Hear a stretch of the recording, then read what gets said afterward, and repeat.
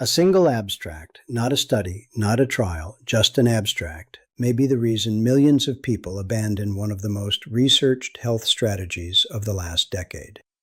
By the end of this, you'll know exactly why this headline spread so fast, what the researchers actually measured, and the 4 legitimate trials that say something very different.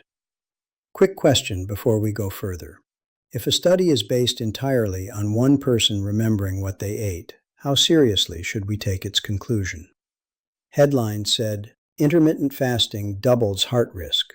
What they buried in paragraph 4, this was an observational abstract presented at a conference, not a peer-reviewed, published study. There's a meaningful difference. An abstract is a short summary of preliminary data. It hasn't been scrutinized, replicated, or formally reviewed. The data itself came from a 24-hour dietary recall, meaning participants were asked to remember everything they ate on a single day. One day. Memory is not a methodology. That distinction matters for you because every time a weak study like this circulates, it creates just enough doubt to push people back toward habits with far less evidence behind them. Here's what the same abstract quietly admitted. Fasting beyond 16 hours was associated with lower cancer risk.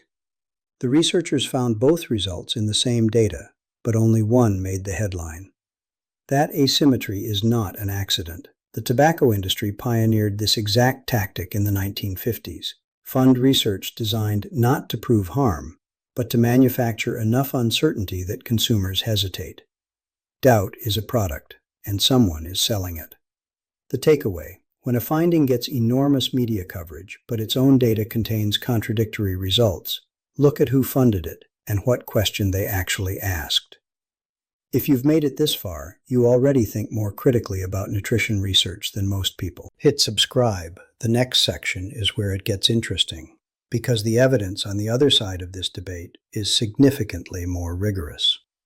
4 peer-reviewed trials looked at intermittent fasting and cardiovascular outcomes, and none of them found what that abstract claimed. A 12-month randomized study combining time-restricted eating with resistance training found significant reductions in fat mass, inflammation, and fasting insulin, with a more balanced lipid profile and no adverse effects. A separate clinical trial using an 18-hour fasting window found significant decreases in waist circumference and cardiovascular risk markers. Longer fasting windows, better metabolic outcomes. The practical step: if you're already fasting and your blood work looks good, one poorly designed abstract is not a reason to stop. Imagine you're a breast cancer survivor.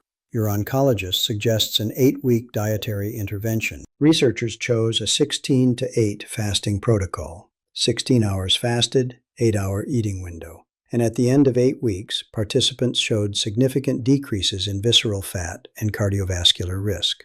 That's the same eating pattern the abstract called dangerous. A systematic review across 4 randomized controlled trials confirmed the pattern. Intermittent fasting reduced body weight, blood pressure, triglycerides, and improved insulin resistance across multiple populations. The intervention they called a risk was the one reducing it. Look up the full citations in the description. Read the methods section yourself. One abstract based on food memory recall does not outweigh 12 months of randomized trial data. The structure of the headline was designed to create doubt, not to inform. 4 independent trials point in the same direction. Fasting, done sensibly, supports cardiovascular health. Don't rebuild your habits around a press release. If you want to understand what actually damages your heart, that video is right here. Not professional advice. Consult a qualified expert as needed.